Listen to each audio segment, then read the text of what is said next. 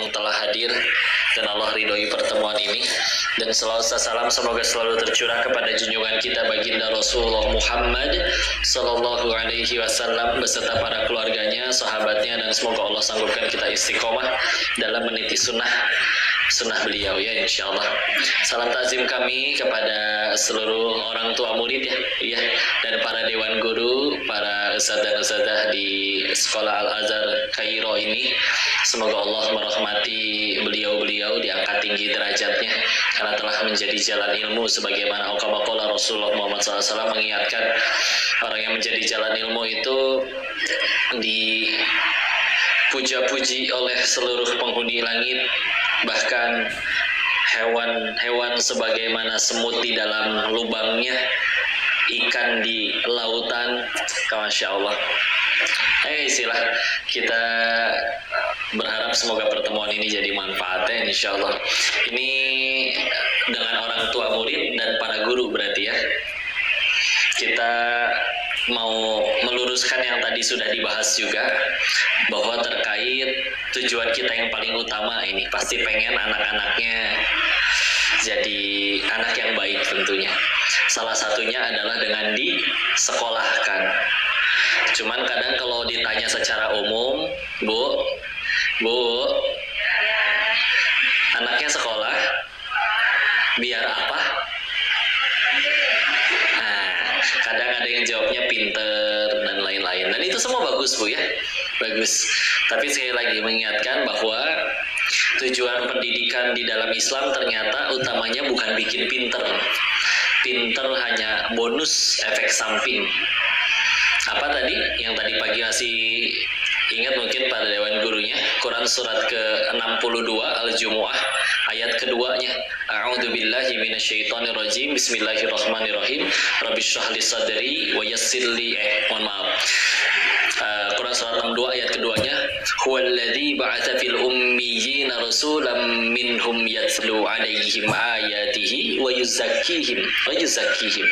Dialah Allah yang menurunkan rasul dari golongan kaum kalian sendiri untuk membacakan ayat-ayatnya dan juga wa yuzakkihim, menyucikan jiwa. Ya mudah-mudahan di sini nanti visi misi sekolahnya tulisannya bukan mencerdaskan anak bangsa dan lainnya, itu bonus ya.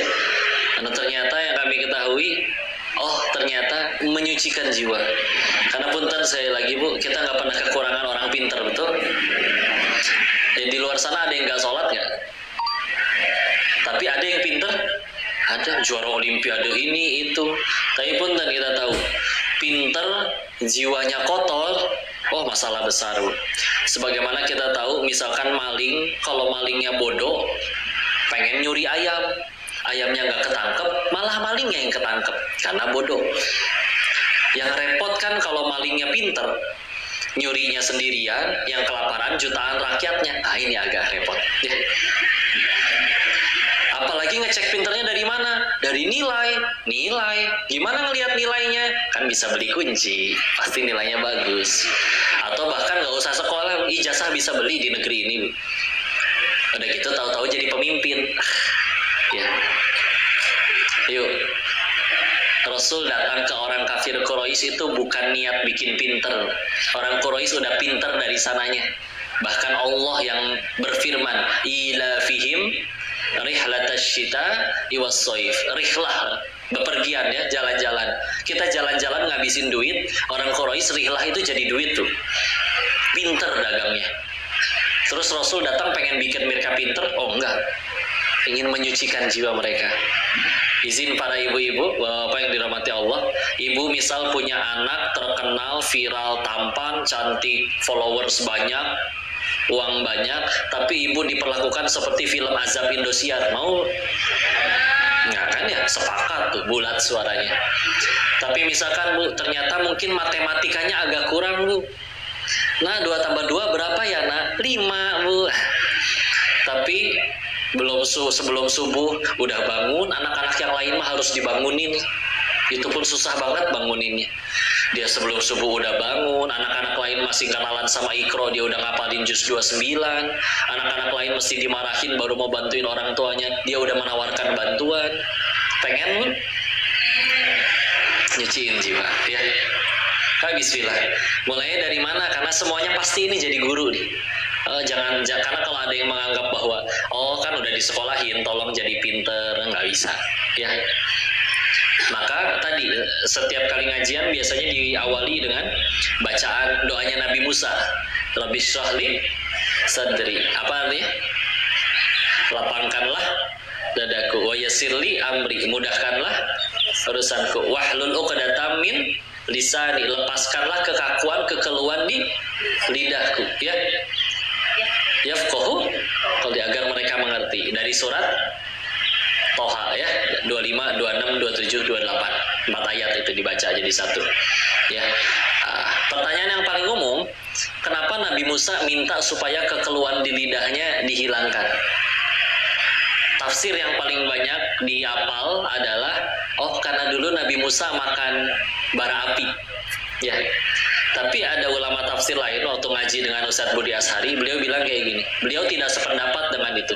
Karena kalau misalkan Nabi Musa itu bicaranya gagap, maka bertentangan dengan ayat Al-Qur'an yang lain. Tepatnya surat ke-14 Ibrahim ayat ke-4. Bahwa Allah menurunkan Rasulnya bilisanin qaumihi, dengan lisan kaumnya, linubayyina lahum, untuk menjelaskan kepada mereka. Gimana caranya jelasin ke orang kalau ngomongnya gagap? Tapi beliau nggak asal menyanggah, beliau memberikan 2 pendapat.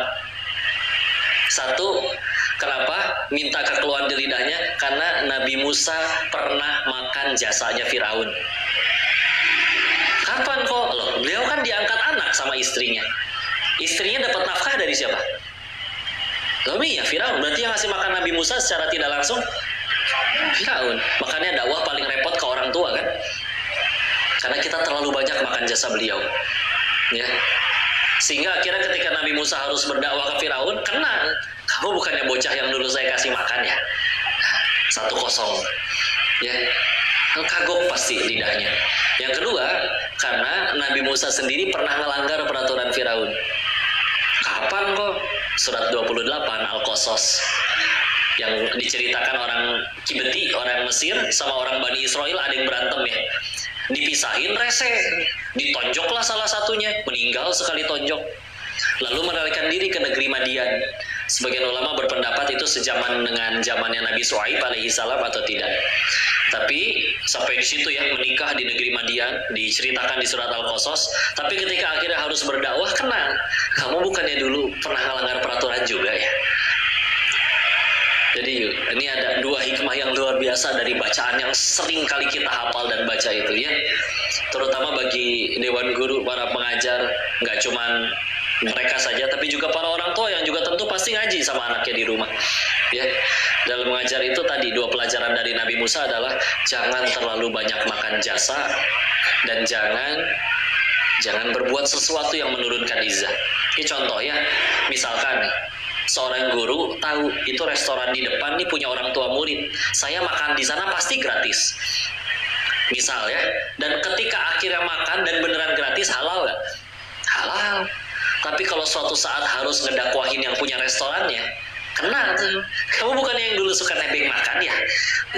Tuh kan nggak enak kan? Karena itu yang membuat Imam Ahmad bin Hambal ketika akan berangkat haji itu jemaahnya rebutan pengen ngasih bekal.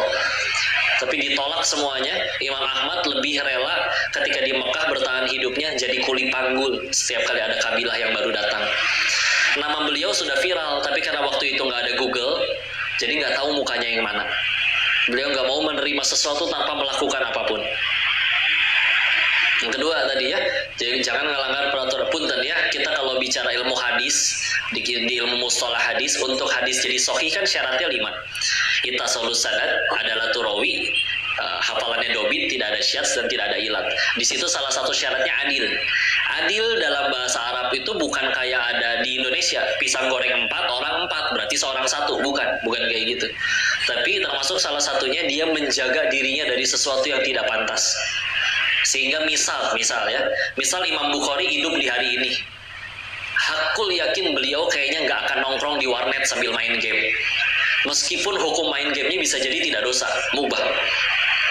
Tapi kalau itu bisa menurunkan kelayakan beliau, nggak akan dilakukan. Setidaknya itu tidak akan membuat hadisnya jadi sahih, pasti turun derajatnya. Ya. Itu dia ya. Cuman yang uniknya lagi, semua nabi, semua makhluk Allah yang paling mulia, terutama itu adalah para nabi, mereka semua dakwah, ya. Meskipun punya kemampuan yang lebih expert dalam bidang masing-masing. Contoh, Nabi Idris penjahit. Sebelum zaman beliau pakaian tuh kayak kain ihram, dibuntel-buntel. Tapi akhirnya dengan beliau membuat pakaian yang berbentuk jahitan. Lalu siapa lagi? Nabi Nuh bisa bikin kapal. Guru saya Ustaz Budi Asadi pernah mengumpulkan literatur tentang kapal Nabi Nuh, lalu beliau ceramah di sekolah tinggi perkapalan. Di hadapan guru-guru besarnya diperlihatkan, kira-kira bisa bikin kapal kayak gini nggak? Kata beliau-beliaunya, oh ini nggak bisa, siapa yang bikin kapal kayak begini? Ini kapalnya Nuh alaihi salam. Ya, ahli, benar-benar ahli. Rasulullah orang Quraisy, pandai berdagang. Tapi lihat mereka semuanya sama-sama dakwah. Sehingga ini saya mengulangi apa yang guru saya sampaikan ya. Waktu itu beliau bilangnya kayak gini, siapapun yang sedang berada di jalan ini, mengajar, berdakwah, dan kalian ada di sini hanya karena kepaksa, nggak keterima di perusahaan itu, adanya lowongan di sini, maka apa kata beliau waktu itu? Pulang sana, keluar. Kami nggak butuh kalian. Sejak kapan peradaban dibangun oleh orang yang mengajar dengan terpaksa? Kami nggak butuh, pulang. Ya. Jadi bismillah para dewan guru di sini yang hakul yakin dimuliakan oleh Allah. Pilih jalan ini bukan karena nggak keterima tempat lain ya, apalagi sekedar nyari duit. Kalau pengen nyari duit bukan jadi guru tempatnya. Meskipun ketika Islam dulu berjaya, iya profesi yang paling besar gajinya adalah guru. Ya. Tapi itu cuma bonus dunia doang. Yang kita tahu ganjaran bagi kalian jauh lebih mulia di antara orang-orang lain. Orang sholat duaan sama-sama 5 menit. Yang satu tahu ilmunya, yang satu nggak ngerti bacaannya. Beda pahala sholat pakai ilmu. Nah kalian bahkan jalan ilmu bagi orang-orang mulia kalian demi Allah. Ya. Tapi tolong jangan terpaksa. Ya. Masya Allah. Selanjutnya. Ya, jadi tegang begini, maafin ya. Saya dulu dimarahin oleh beliau soalnya ya. Lalu buat orang tuanya ya, singkat cerita bahwa dua pilar pendidikan dalam Islam itu kalau disimpulkan oleh guru-guru kami dari sekian banyak tentang parenting, mengerucut menjadi hanya 2 saja. 1, doa, 2, keteladanan. Ulangi, 1, doa, 2, keteladanan. Kita bahas singkat ya. Bicara tentang contoh Imam Syafi'i, murid-murid dan anak-anaknya berhasil jadi soleh semua. Itu beliau kalau tahajud nggak pernah doain dirinya sendiri, selalu doain orang lain. Selain kita juga tahu kalau doain orang dekat akan ngedoain hal yang sama buat kita ya. Dan ini diamalkan oleh Fatimah Zahra radhiyallahu anha, putri Rasulullah Muhammad sallallahu alaihi wasallam. Ya, ditanya oleh putranya, kok nggak pernah berdoa untuk diri sendiri? Iya, karena kalau aku berdoa untuk orang lain, malaikat yang akan berdoa untuk kita. Nah, kita bisa jadi doa kehalangan dosa, tapi kalau misalkan malaikat kan nggak ada dosa. Tapi pertanyaannya, kenapa jadi tahajud kok? Nah ini dia, apa bedanya Nabi sama Rasul? Nabi dapat wahyu dari Allah untuk dirinya sendiri, tidak untuk menyampaikan. Rasul dapat wahyu dari Allah untuk disampaikan. Pertanyaannya, waktu Muhammad sallallahu alaihi wasallam Iqra bismi rabbikal ladzi khalaq ayat 1 sampai 5, beliau diangkat jadi nabi atau rasul? Nabi. Karena ayat 1 sampai 5 belum ada perintah untuk nyampein ke orang lain. Berarti kapan jadi rasulnya kok? Nggak lama. Setelah beliau pulang, surat yang juga turun di awal-awal, surat ke-74 Al-Muddatsir ayat 1 sampai 7.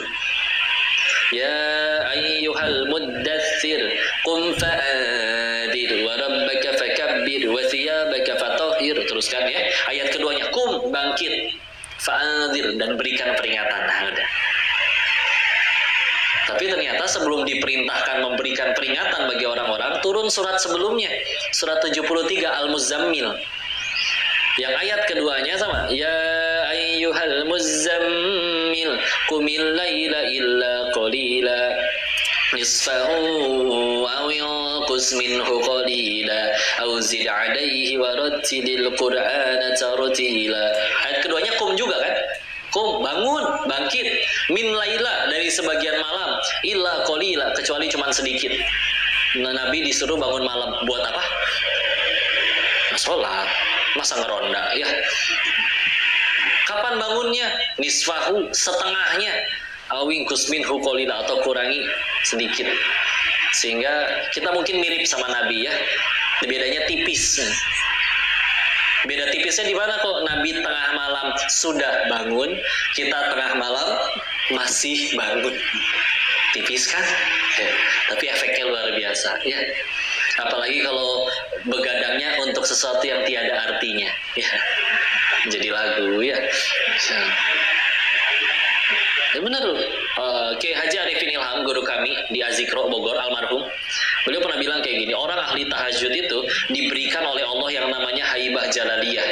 Apa itu Kiai? Beliau bilang itu seperti rasa cinta yang Allah tanamkan kepada siapapun orang yang berurusan dengannya. Dan itu datang dari kewibawaannya. Allah berikan dia aura itu ya.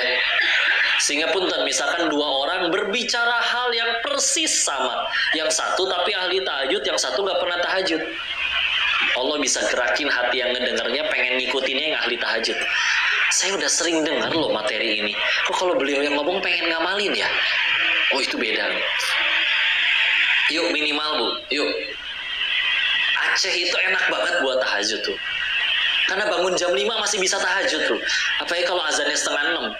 Kalau tinggal di Surabaya, kalau lagi pagi banget itu azannya lagi maju, 3:55 udah azan subuh. Ya. Jadi bangun jam 4 itu udah telat sholat itu. Ya. Di sini bangun jam 4, ya subuhnya masih 1 jam lagi. Lega itu waktu buat tahajud. Ya. Yuk bismillah, doain di situ. Karena bismillah, kalau tadi 2 pilar ini selesai, sisanya tinggal teknis. Doa, teladanan. Yang kedua, kita bahas juga singkat ya, teladan. Kata pemimpin di dalam Islam, contoh di Quran surat ke-25 Al-Furqan ayat 74. Rabbana hablana min azwajina wa dzurriyyatina qurrata a'yun waj'alna lil muttaqina imama. Ada kata imama ya, artinya pemimpin. Tapi saya ingat kata guru bahasa Arab saya, imam itu di dalam bahasa Arab satu akar kata dengan pola. Ulangi. Pola. Ibu tahu kalau ngejahit, kalau udah ada polanya enak, tinggal diikutin. Tapi kalau nggak ada polanya dikasih kain aja. Ini saya motongnya berapa senti? Ke atas, ke bawah, ke kiri, ke kanan nggak ngerti. Dan Nabi juga kalau dalam nyuruh tuh nggak, dalam mendidik nggak asal nyuruh doang. Ada polanya. Pertanyaannya kayak gini. Nabi ngedidik sahabat pada jadi sukses. Nabi pernah mukul sahabatnya? Pernah kalau ke sahabat.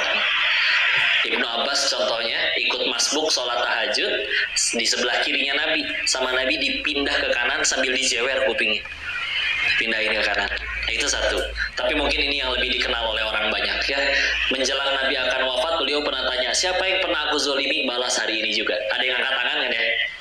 Aku pernah kena pukul perutnya pakai kayu, ya Rasul. Oh balas silakan. Oh enggak, waktu itu aku nggak pakai baju.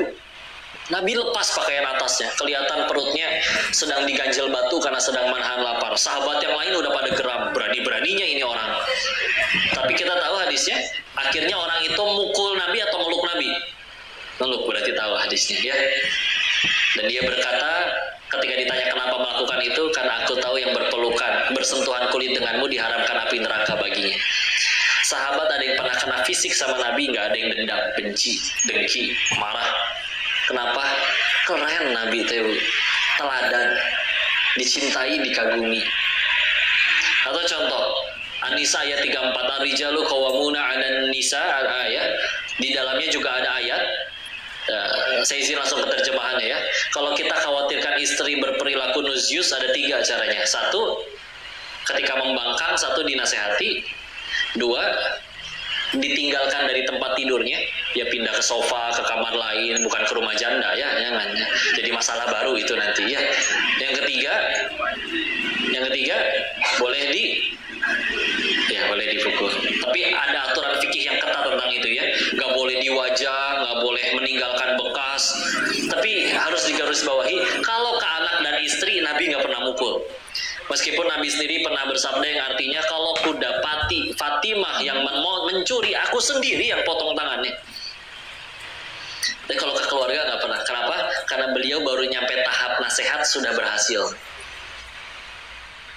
Karena keren, mengagumkan. Dan kita mungkin soleh sudah, insya Allah sudah pada soleh-soleha semua. Tapi mungkin belum jadi kekaguman bagi si anak.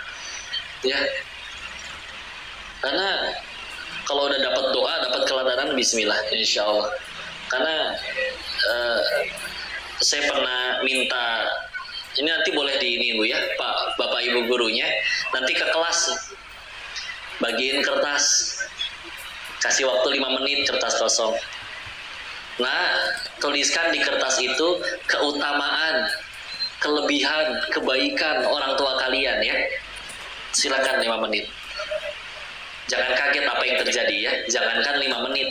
Itu setengah jam juga anak-anak masih ngelamun. Apa bagus bapaknya? Bingung ya. Beneran. Lagi mikir keras, nengok tangannya biru, tadi malam baru dicubit. Kaki masih ada bekas kemoceng digebot. Tentu soleh sih lah. Tapi kadang yuk kita belum mengagumkan gitu. Ya, karena kalau kita bicara bunten ya, anak ibu main handphone nonton Cocomelon misalkan, nonton YouTube apapun itu ya, kartun kayak apa, diambil sama ibu ngambek nggak Bu? Ngambek. Tapi kalau dia ngefans sama artis Korea, artis Koreanya datang ke Banda Aceh buat ngambil handphone anak ibu, marah nggak dia handphonenya diambil sama idolanya? Enggak kan? Yuk jadi idola, ayo jadi orang tua yang keren gitu. Walaupun surga kita bukan di mulut orang, tapi ayo berprestasi. Dan dibilang gak ada waktu tuh bohong demi Allah. Survei terakhir membuktikan sehari manusia modern itu megang handphone tuh 313 kali rata-rata dalam sehari. Meskipun cuma turun dari motor ngecek, gak ada WA, kantongin lagi. Ada lagi dari grup gibah kan biasanya. Ya. Coba, kadang ada grup kerjaan, satu kantor 10 orang. Bisa-bisanya dia bikin grup lagi yang isinya persis kayak grup pertama, cuman minus kepala cabangnya. Apa tuh fungsinya kira-kira? Gak usah dibahas ya. Ada yang jawab, kan kita pengen ngasih surprise. Oke, ya. Masih masuk akal ya. Tapi yuk, jadi mengagumkan. Dan rata-rata sehari semalam itu orang modern sekarang, kalau tadi kan berapa kali megang, kalau didurasikan waktu, rata-rata dalam sehari ada yang lebih ada yang kurang. Sehari megang handphone tuh 5 jam dulu dalam sehari. Punten, 5 jam jadi manfaat semua nggak kalau mau jujur? Kadang cuma lihat scroll atau balesin ajakan gibah ya. Bismillah yuk, ulama ngumpul semua loh di handphone kita. Mau belajar ke siapa? Sampai Buya Hamka yang udah wafat aja masih ada ceramahnya di YouTube Bu. Ya, semoga Allah merahmati beliau ya. Kan Masya Allah. Yuk jadi mengagumkan. Karena tadi di anak-anak yang tadi suruh nulis itu ada di satu momen, walaupun langka, ada anak yang sampai minta kertas lagi Bu di hadapan gurunya karena belum selesai menuliskan keutamaan orang tuanya. Begitu dilihat beda itu anakku, ngapalnya, adabnya lebih luar biasa, dan orang tuanya memang jadi tokoh, jadi masyarakat di masyarakatnya. Jadi ketika ditanya beda, siapa orang yang paling kamu kagumi dan idolakan? Ayahku. Ih mahal Bu, mahal ya. Karena udah dapet doa, keteladanan, sisanya teknis. Kayak misalkan anak udah umur 7 tahun sudah mulai harus diajak sholat, 10 tahun gak mau sholat berarti boleh ya tahu berarti hadis ya. Kan teknis. Atau kata Ali bin Abi Thalib, anak belum balik itu anak kecil ya, itu dianggap jadi raja. Setelah masuk usia tamyiz, mulai biasa bedain mana baik mana buruk untuk dirinya ya, maka di usia menjelang balik itu dianggap seperti tentara tegas. Tapi setelah dia dewasa balik ke atas, maka dianggap sebagaimana sahabat. Nah, ada ini nasihat dari Ali bin Abi Thalib. Tapi balik lagi, kalau belum tadi 2 pilarnya dapat doa dan keteladanan, susah. Yang bikin repot kan kitanya malah jadi orang yang paling ditakuti sama anak kita sendiri. Itu gimana gitu ya. Manggil nak, iya ma, nggak keluar, nak, adek, nggak keluar juga, adek masih nggak keluar, Mau nggak mau kan, adek kaca pecah 3 tuh. Baru si anak lari tunggang langgang. Jujur bu, ibu langsung ngasih tahu alasan ibu manggil atau diomelin dulu? Tuh kan 1-0 bu.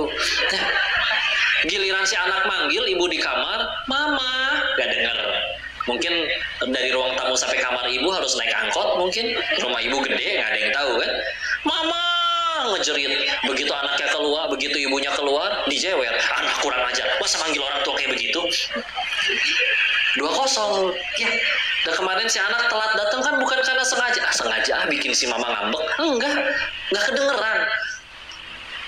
Tahu-tahu cerita, anak saya kenapa ya minderan. Bagi anak-anak, tempat yang dia tahu harusnya paling nyaman, tempat dimana ketika dia ditolak dimanapun, ada tempat yang akan menerima dia apa adanya, yaitu rumah dan siapapun yang ada di dalamnya. Sedangkan ini, manusia yang harusnya paling menerima dia apa adanya, paling sering ngomelin dirinya. Tahu-tahu harus sering interaksi dengan orang asing. Tuh kakutnya, kagok. Tapi tahu-tahu yang disalahin anak saya sih, enggak yuk. Istilah ya. Udah segitu dulu aja. Wallahu a'lam bishawab. Selanjutnya kita dengarkan. Ini kenalin lu. Kenal nggak? Ini bidadari saya. Assalamualaikum. Masya Allah. Ya, makanya ini kan kalau kajian orang tua parenting, Bu diajak suaminya Bu, ya. Karena tadi saya mikir kok tetap banyakkan ibu-ibunya. Oh, satu suami bawa 3 istri mungkin ya di sini. Oh, tapi enggak ya. Atau udah kan parenting, parent tuh orang tua, ya. Ya, oh LDR, saya. Insya Allah ya. Lanjutkan dulu ya, silakan sayang. Terima kasih sayangku, alhamdulillah. Tenang Bu. A'udzubillahi minasyaitonirrajim. Bismillahirrahmanirrahim. Assalamualaikum warahmatullahi wabarakatuh.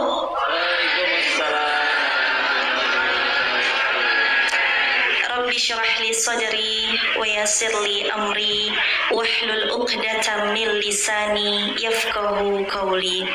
Rabbi zidni ilman warzuqni fahman birahmatika ya arhamar rahimin. Allahumma ilman nafi'an wa rizqan halalan thayyiban wa amalan mutaqabbalan. Allahumma faqihna fid din wa 'allimnahu ta'wil. Rabbana la tudzi qulubana ba'da idh hadaitana wa hab lana min ladunka rahmah innaka antal wahhab. Amin ya Allah ya rabbal alamin. Alhamdulillahi rabbil alamin. Wassalatu wassalamu ala asrafil anbiya'i wal mursalin wa ala alihi wa sahbihi ajma'in. Allahumma salli ala sayyidina Muhammad wa ala ali sayyidina Muhammad. Puji dan syukur kita panjatkan kehadirat Allah Subhanahu wa ta'ala. Allah berikan kita hidayah sebagai orang tua, masih mau untuk membuka diri kita untuk menuntut ilmu. Karena generasi kita akan berhenti menjadi cerdas ketika orang tua berhenti untuk belajar. Boleh tepuk tangannya untuk kita semua karena kita masih mau belajar. Alhamdulillahirabbil alamin. Sebagai permulaan, sebenarnya pola pendidikan di dalam Islam yang saya dapatkan sewaktu kuliah belajar dengan guru-guru yang ada di Medan. Qadarullah saya dari Sumatera Utara. Ada dari Medan di sini, bunda-bunda? Ada orang Medan? Masya Allah, alhamdulillah. Medan di mananya, Bun? Di mana? Marendal. Waduh, di mana itu? Orang Medan sendiri nggak tahu. Iya. Alhamdulillahirabbil alamin. Saya pengen bahas dari sudut yang paling jarang diingat oleh orang banyak. Sebenarnya pola pendidikan di dalam Islam itu dimulai dari kita mencari pasangan. Ini yang sering diabaikan sebenarnya. Ya, benar nggak, Bun? Kalau bunda-bunda nggak usah merasa menyesal, aduh Teh Yunda udah kadong, udah keburu nikah saya Teh Yunda, udah basi ini. Ya nggak apa-apa. Nanti kan bisa disampaikan ke anak-anak kita, menjadi pelajaran untuk anak-anak kita ke depannya. Kenapa Teh Yunda dimulai dari mencari pasangan? Benar nggak sih Teh Yunda? Benar. Kalau kita pengen lihat sejarah bunda-bunda, ayah-ayah, tahu nggak siapa Shalahuddin Al-Ayyubi? Kenal nggak? Jawab hadirin. Kenal. Enggak. Kenal enggak? Kenal di mana? Satu grup WA. Kalau Ko Denis kenal nggak? Enggak juga ya. Shalahuddin Al-Ayyubi siapa bunda? Ko Denis siapa? Nggak kenal juga. Aduh, idolanya siapa nih bunda-bunda nih? Rasulullah Muhammad Sallallahu Alaihi Wasallam. Bisa aja ngelesnya. Siapa Shalahuddin Al-Ayyubi? Dialah penakluk Baitul Maqdis. Hari ini Palestina sedang dijajah oleh Zionis Israel ya, kalau kata di Instagramnya agar tidak di-ban. Sirewel. Hari itu Shalahuddin Al-Ayyubi sang penakluk Baitul Maqdis. Kalau kita lihat sejarah panjangnya, kenapa bisa lahir seorang anak yang luar biasa, bisa menaklukkan Baitul Maqdis? Ternyata anak yang luar biasa ini dihasilkan dari hubungan rumah tangga yang tidak biasa. Dari hubungan rumah tangga yang tidak biasa. Bu, ada namanya keluarga biologis, ada juga namanya keluarga ideologis. Tahu bedanya apa, Bu? Jawab, Bu. Enggak. Oke, kalau enggak kita belajar bersama. Keluarga biologis adalah dia yang suka menikah, punya anak, kerja, hidup, makan, tidur, mati. Sudah selesai. Ya. Kebanyakan dari masyarakat kita mengalami pola yang demikian. Di sini nggak ada, insya Allah. Amin. Amin. Dari muka-mukanya kok ngeraguin diri sendiri ya. Ya. Tapi kalau keluarga ideologis, inilah keluarga yang menghasilkan seorang anak bernama Shalahuddin Al-Ayyubi. Bagaimana? Kita lihat kisah cintanya. Ibu kenal Najmuddin? Apalagi Yunda, Shalahuddinnya aja nggak kenal, apalagi Najmuddin. Najmuddin itu adalah ayah dari Shalahuddin Al-Ayyubi. Kita lihat, seorang Najmuddin ini adalah orang yang gantengnya melebihin Ko Denis. Ganteng banget, Bu. Ganteng, kemudian perkasa, kemudian punya jabatan, kesatria, banyak ciwi-ciwi yang mengidolakan beliau pada masanya. Jadi beliau ini viral, sama kayak Ko Denis. Ditawari oleh pamannya, di sebelah sana ada wanita, anak dari raja ini. Di sebelah sana ada putri dari kerajaan ini. Tapi dia nggak mau, Bu. Nggak mau. Cantik, kaya, anak raja, punya jabatan ayahnya, nggak mau. Apa kata Shalahuddin Al-Ayyubi pada saat pamannya berkata, sebenarnya kamu ini cari wanita yang seperti apa, wahai Najmuddin? Apa kata Najmuddin? Saya mencari seorang wanita yang menggandeng tangan saya ke surga, yang darinya dia akan melahirkan anak-anak yang akan membebaskan Baitul Maqdis. Masya Allah. Menikah bukan karena, mohon maaf, hawa nafsu, bukan. Menikah bukan hanya karena dia anak presiden, bukan. Menikah bukan hanya sekedar untuk melampiaskan nafsu biologis, bukan. Tapi dia ingin menikah karena punya tujuan yang sangat mulia, yaitu membebaskan Baitul Maqdis dari tangan penjajah. Itu yang dia wariskan nantinya. Dan lihat, pada saat dia bertemu dengan salah seorang syekh, ceritanya Najmuddin lagi halaqah. Kalau di sini mungkin lebih akrab disapa dengan liqa, yaitu lingkaran takwa. Mungkin hanya isinya itu 5-10 orang saja. Berguru dengan seorang syekh. Tiba-tiba pada saat liko, pada saat halakoh dengan syekhnya, terdengar suara wanita dari balik tirai memanggil syekh yang sedang duduk dengan Najmuddin.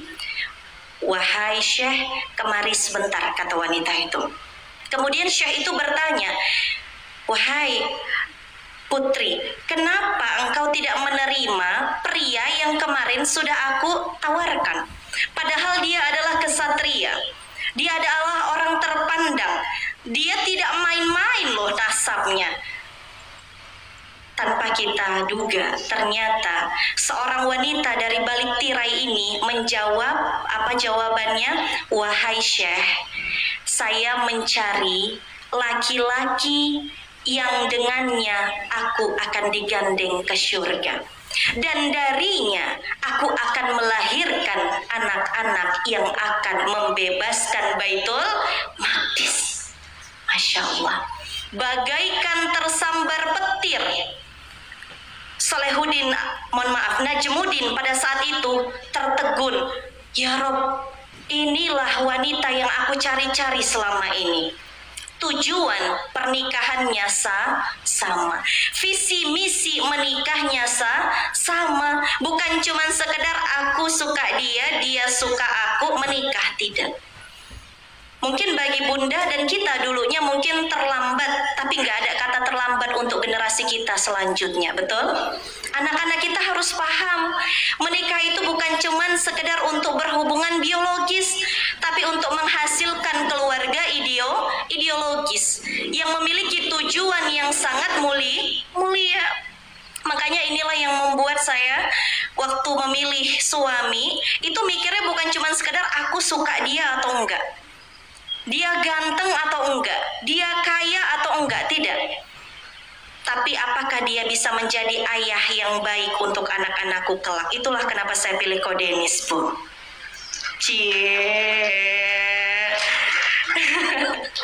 Jadi bukan cuma sekedar ngelihat, oh dia kaya, Ko Denis mah pulang dari Thailand gak bawa apa-apa, melainkan dosa. Tapi yang kita lihat apa? Visi dia ke depannya, Bu. Dia pengen seperti apa? Oh, ternyata dia kepengen berada di jalan dakwah. Makanya ada seorang ulama yang berkata seperti ini, "Akan aku tambah jumlah rakaat sholat sunnahku agar aku bisa melahirkan anak-anak yang solih soleha." Masya Allah. "Akan aku tambah lagi bacaan Qur'anku agar anakku kelak juga akan menambah hafalan Qur'annya. Akan aku tambah lagi sedekahku agar nanti anakku juga mencintai sedekah. Agar aku tambah lagi kebaikan-kebaikan lainnya agar anakku mencintai amal-amal soleh." Tuh, Bu. Jadi apa intinya? Kalau kita kepengen memiliki bibit unggul, seorang anak yang unggul, itu dimulai dari diri kita sendiri. Itu yang pertama. Yang kedua, dimulai dari bagaimana kita mencari pasangan yang sevisi misi. Apa tujuan dia menikah? Apa tujuan kita menikah? Bisakah kita bersatu dengan tujuan ini? Kalau misalnya visi kita berpadu, kita akan jalan bersama. Itu yang pertama. Yang kedua, kita beralih sedikit ke Quran surat At-Tahrim. Quran surat At-Tahrim surat ke-66 ayat 6. Mungkin bunda-bunda dan ayah hafal semuanya. A'udzu billahi minasyaitonir rajim. Bismillahirrahmanirrahim.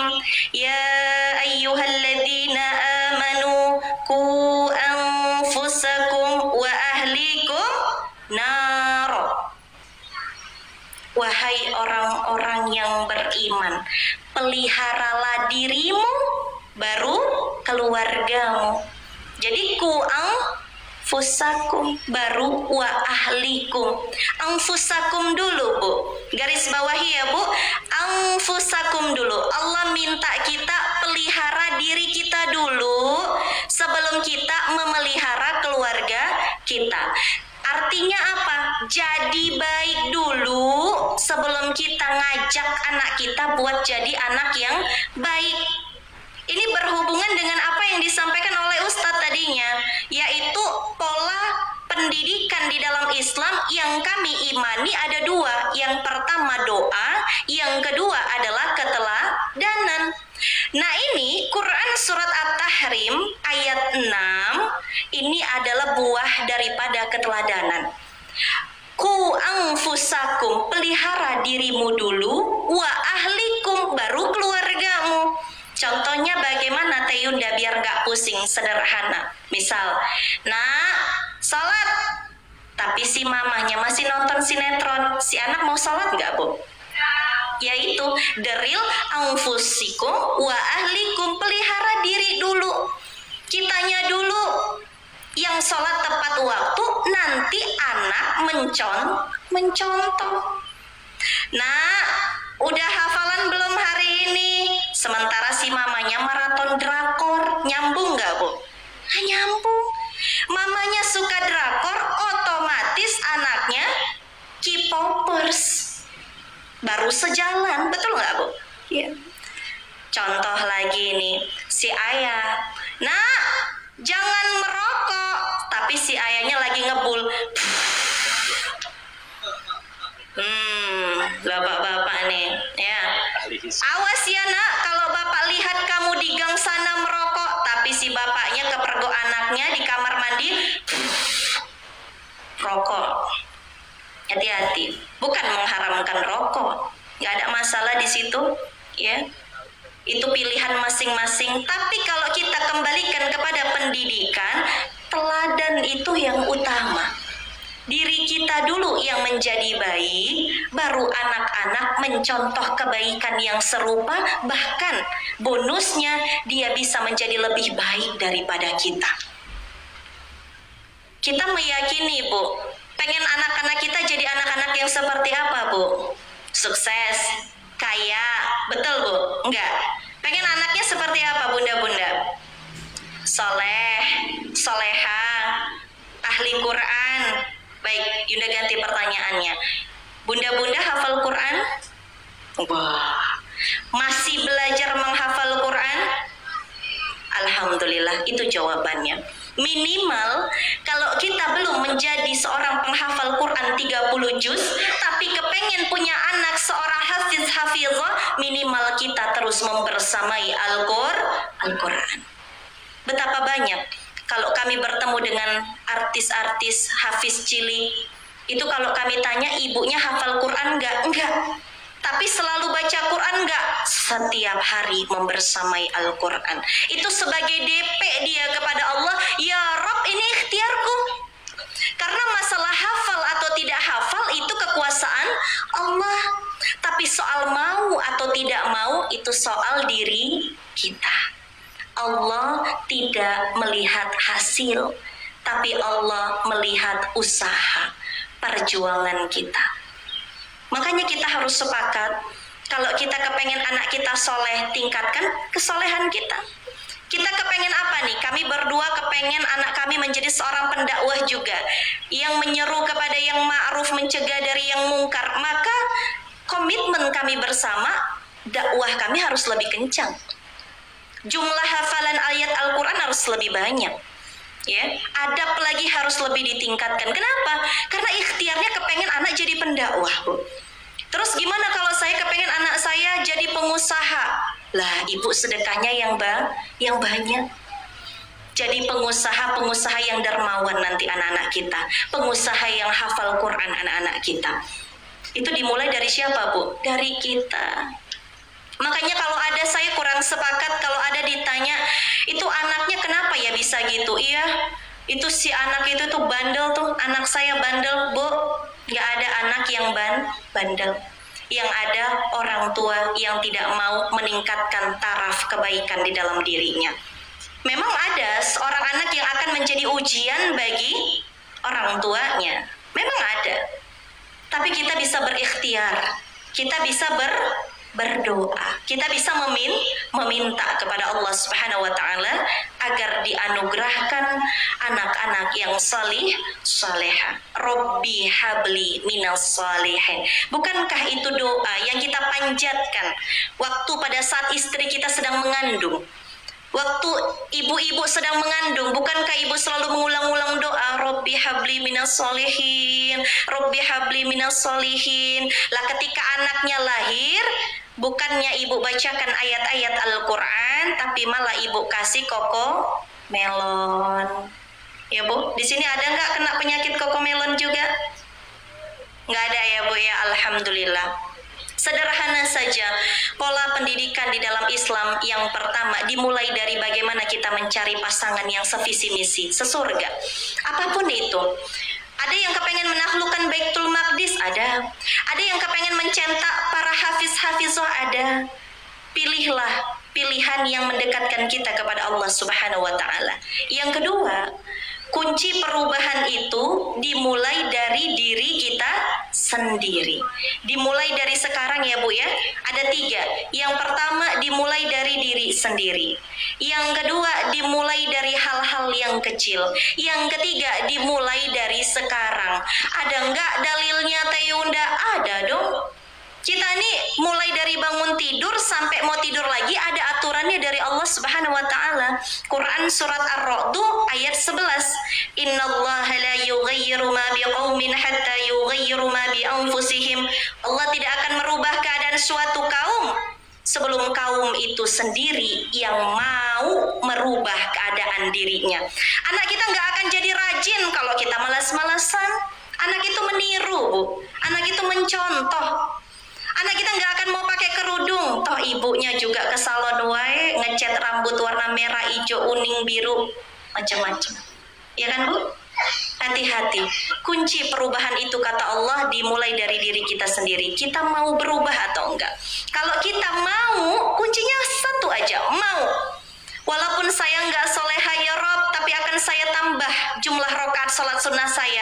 Karena saya kepengen dari rahim saya lahir anak-anak yang soleh-soleha. Allah tahu niatnya, Allah tahu usahanya, Allah ridhoi. Mudah bagi Allah darinya lahir seorang ulama.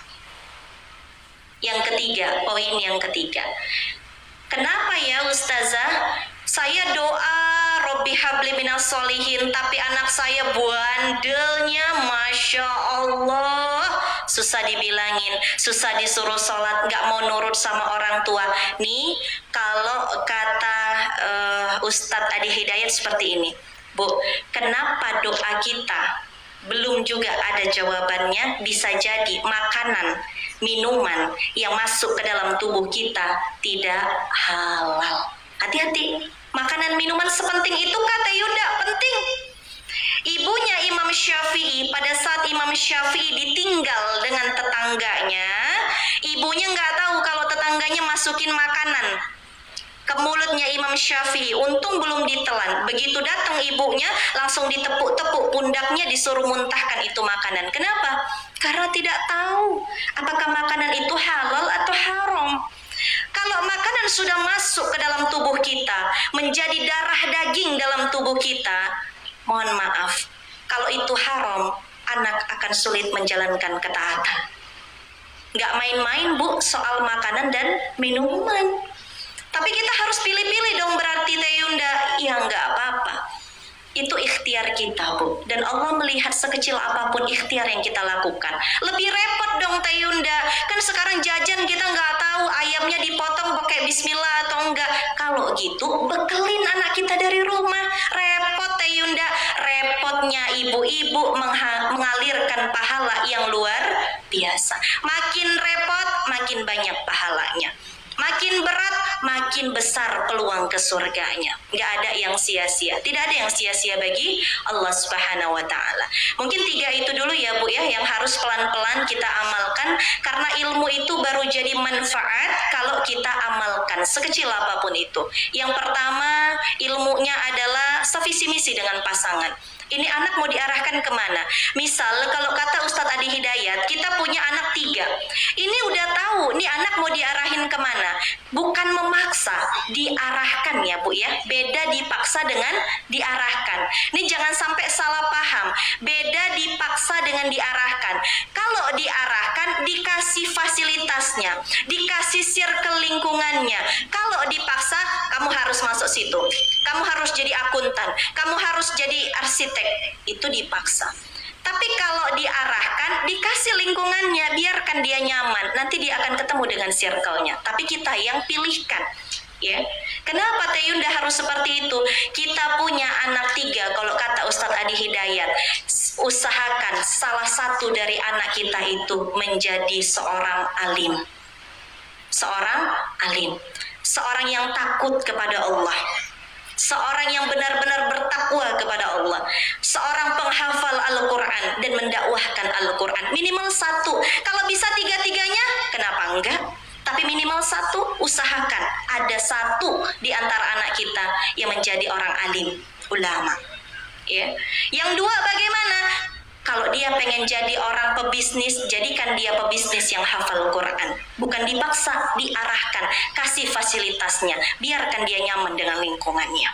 Ya, sevisi misi. Yang kedua, tadi poinnya adalah kita dulu yang jadi baik, nanti anak mencontoh kebaikan yang sama. Yang ketiga, hati-hati dengan makanan dan minuman yang kita sajikan untuk keluarga kita. Hati-hati, karena itu akan menjadi darah daging untuk anak-anak kita.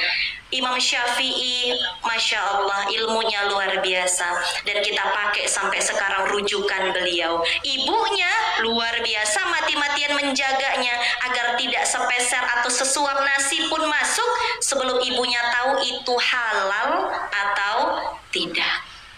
Ya Bu ya, 3 poin ini kita ikhtiarkan. Bismillah ya Allah, ini ikhtiar saya ya Allah. Maka insya Allah Allah akan mudahkan menjadikan anak-anak kita nantinya anak-anak yang solih, soleha, anak-anak yang bermanfaat, anak-anak yang akan menjadi aset bagi agama ini insya Allah. Wallahu a'lam bishawab. Mudah-mudahan bermanfaat. Kalau ada yang ingin ditanyakan, monggo dipersilahkan. Assalamualaikum warahmatullahi wabarakatuh. Waalaikumsalam warahmatullahi wabarakatuh. Saya ingin menanyakan, ada pendapat mungkin ini dari ulama juga, peduli Bunda, jika anak ini dalam posisi aman, orang tua dalam hal ini mungkin ibu merepetlah, ini memastikan anak sudah aman. Dalam artian merepet, kamu sama siapa, sudah sholat dan lain sebagainya. Pulang jam berapa, makan di mana, ini adalah repetan. Ya. Ini sudah dipastikan anak dalam keadaan aman. Mungkin dalam konteks bilang, jadilah orang tua yang bermartabat. Begitu. Assalamualaikum warahmatullahi wabarakatuh. Waalaikumsalam warahmatullahi wabarakatuh. Baik, bismillah. Saya cerita ini dulu ya. Dulu pernah ada guru kami cerita, ada mau rapat dengan para guru-guru, udah gitu cerita tadi pagi habis ngapain. Oh, guru-gurunya ini juga habis rapat lagi sebelum ketemu dengan guru kami Ustadz Budi Ashari. Terus ditanya dong apa yang dirapatin, bahwa jadi kalau anak dihukum, kalau anak berbuat salah itu jangan dihukum tapi diberikan sanksi. Apa bedanya, kata Ustadz Budi waktu itu. Kalau dihukum itu nggak sesuai. Contoh, kalau dia nggak bikin PR, disuruhnya malah ngepel, ya. Sedangkan kalau misalkan ternyata diberi sanksi sesuai dengan apa pelanggaran yang dia lakukan. Ditanya oleh Ustadz Budi waktu itu, ya. Itu tadi rapat berapa jam? 2 jam, Ustadz. 2 jam. 2 jam itu patah dengan satu hadis Nabi. Yang mana tadi, kalau anak sudah usia 10 tahun nggak mau sholat, sudah boleh dipukul. Apa kaitannya sholat sama dipukul? Atau di riwayat yang lain sampai diperintahkan, gantungkan cambuk di rumah agar anak-anak itu mengerti adab. Ya, sehingga hukuman iqab di dalam Islam itu jatuhnya seperti obat tuh. Jadi dosisnya mesti pas. Kebanyakan dia malah keracunan, overdosis, kurang nggak mempan. Ya, jadi diizinkan, dibolehkan, dan cara pendidikan ala Nabi itulah yang menghasilkan orang-orang seperti Abu Bakar, Umar, Utsman, Ali, radhiyallahu anhum, dan para sahabat yang luar biasa. Tapi tadi kalau ke sahabat ada yang bahkan mohon maaf kena fisik, ya. Tapi dari situ memang menghasilkan seperti itu. Tapi tadi dosisnya Bu, ya. Dan yang tahu dosisnya bisa ngelihat, kenal ibunya sendiri. Sehingga kalau misalkan ngerepet dan tadi ibu mendengar itu dari guru yang lain, maka berdasarkan hal yang tadi, ya jika sesuai dosis, betul. Ya. Tapi kenapa tadi saya menyebutnya tadi 2 pilar? Karena ada yang berhasil melakukan itu tanpa diomeli.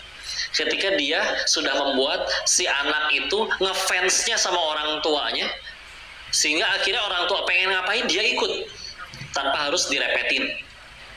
Karena toh memang ada peperangan di mana di luar ada pergaulan, ada teman-temannya, ada ngajak ini. Tapi toh alhamdulillah kalau misalkan masih yang tinggal serumah kan tetap lebih sering ketemu orang tuanya daripada di luar. Dan itu di rumah mesti benar-benar sepakat dulu. Kadang ada orang tua yang masih belum sepakat. Ini boleh, ini tidak boleh. Kata mama boleh, kata papa nggak boleh. Baru jadi masalah baru.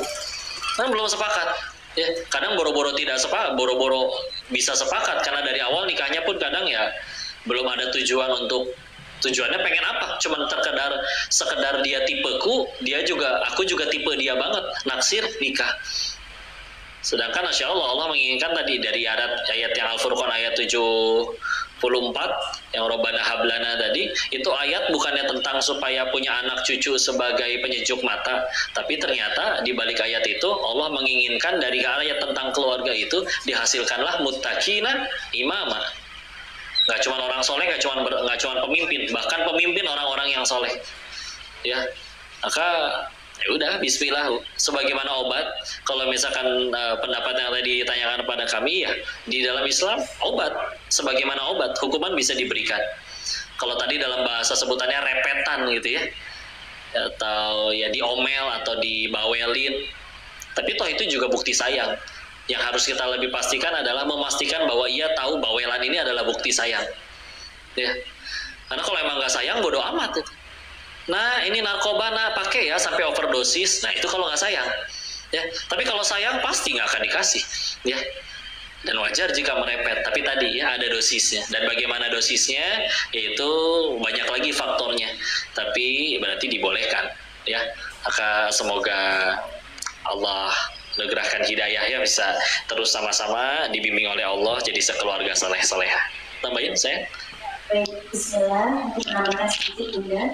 Repetan tanda kepedulian, tapi jangan sampai anak-anak kita ini, kalau kata Ustadz Budi Ashari, pakar pendidikan, beliau mengatakan jangan sampai kita menghasilkan generasi robot. Ibu-ibu tahu robot? Kalau dipencet tombolnya, baru dia jalan. Begitu tombolnya dimatikan, off, dia berhenti. Kebanyakan anak-anak kita kalau di rumah bersama dengan kita hidupkan tombolnya dengan repetan kita. Jangan lupa sholat nanti beres maghrib ngaji kamu hafal ayat Quran kamu ngulangin ini hadis ini Itu robot Bu, generasi robot kalau kata Ustadz Budi Ashari.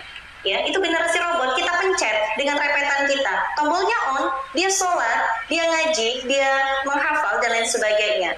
Tapi begitu dia pisah dengan kita, misal dia ngekos di Jakarta, dia ngekos misalnya di Medan, itu dia untuk sholat saja Bu, dia matikan tombolnya Bu. Gak mau lagi sholat, orang mama tunggal lihat, dan dia merasa bebas ketika jauh dari orang tuanya. Ini banyak dan faktanya ada Bu, ya gak asal ngomong. Ini faktanya seperti ini. Dulu waktu saya kuliah di Universitas Muhammadiyah Sumatera Utara, saya punya teman, ya orang Aceh. Kalau di Aceh, Masya Allah, ibunya bilang, Masya Allah, taatnya luar biasa. Ngajinya rajin. Tapi begitu di kos-kosan, azan sudah berkumandang, tidak mau sholat, masih ditunda-tunda. Kenapa? Karena dia merasa, kalau bersama orang tua, dia tertekan. Dia harus sholat, dia harus baca Quran, dia harus ngaji. Begitu lepas dari orang tuanya, dia merasa senang. Dia merasa, aku bebas, entar aja, ibuku nggak melihat. Inilah yang dimaksud oleh Ustadz Budi Ashari, generasi robot yang tunggu dipencet tombolnya baru on. Begitu dia jauh dari keluarganya, dia matikan itu tombolnya, terserah dia mau ngapain. Terus solusinya bagaimana Teh Yunda? Solusinya tadi adalah apa yang dikatakan oleh Ustadz, kita menjadi idola sang anak. Kita menjadi sahabat sang anak. Kalau kalimat sahabat berarti anak telah nyaman dengan kita. Anak telah mengerti repetan itu bukan tanda cerewet, tapi repetan itu adalah tanda kepedulian, tanda ibuku cinta sama aku, seperti itu. Itu kalau sahabat, ya hati kita terpaut dengan anak kita.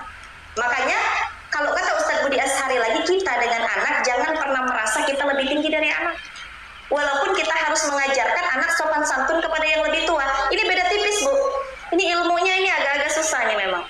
Jangan pernah merasa lebih tinggi daripada anak. Walaupun kita secara tidak langsung tetap harus mengajarkan anak menghargai orang yang lebih tua, terutama diri kita, keluarga.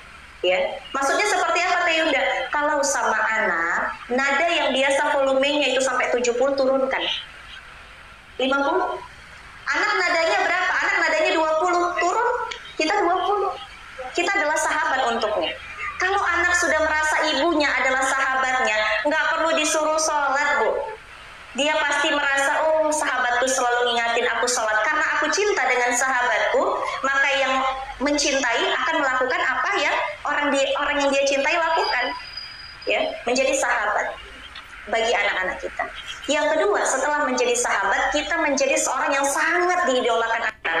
Kalau saya bertemu dengan anak-anak di pesantren itu, ada beberapa yang mereka sangat mengidolakan orang tuanya. Kalau ditanya, benar kata Ustadz, kalau ditanya siapa yang paling kamu idolakan, dia sebut nama ayahnya. Karena ayahnya itu seorang Quran, seorang pengajar Quran, ayahnya itu seorang misalnya pengajar ilmu agama, disebut ayahnya.